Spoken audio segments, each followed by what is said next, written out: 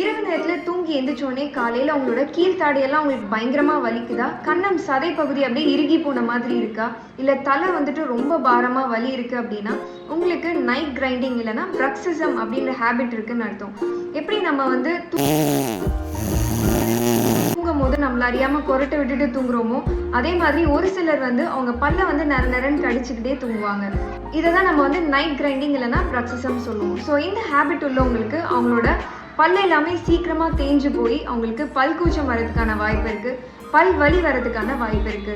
So இந்த habit உள்ளவங்களுக்கு அவங்களோட உள்பக்கம் கன்னம் சதை பகுதியில் அவங்க பல் கடிச்சதுக்கான அச்சு வந்து ரொம்பவே அதிகமாக தெரியும். ஸோ இந்த மாதிரி சிம்டம்ஸ் தான் நீங்கள் நோட்டீஸ் பண்ணுறீங்க அப்படின்னா உடனடியாக பக்கத்தில் இருக்க பல் மருத்துவர்கிட்ட போயிட்டு தகுந்த ஆலோசனை எடுத்துக்கோங்க. அவங்க உங்களுக்கு ஒரு ஸ்ப்ளிண்ட் மாதிரி கொடுப்பாங்க. ஸோ இது போட்டுக்கிட்டீங்க அப்படின்னா அட்லீஸ்ட் இருக்கிற பல்லையாவது நம்ம வந்து காப்பாற்றிக்கலாம்.